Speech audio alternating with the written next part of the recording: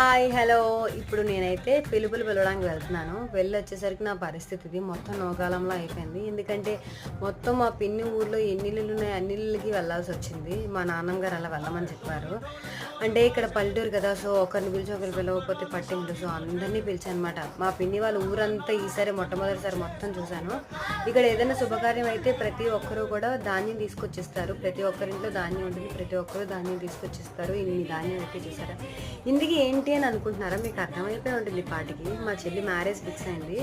ఈరోజు విఘ్నేశ్వరుడివి మీది కట్టడం అనమాట. అందుకే ముత్తైదువులందరినీ పిలిచాను. వాళ్ళ చేతుల మీదుగా చక్కగా ఈ విఘ్నేశ్వరుడివి మీది కట్టడాన్ని తంత అనేది పూర్తి చేశాను అనమాట. చాలా చక్కగా జరిగింది.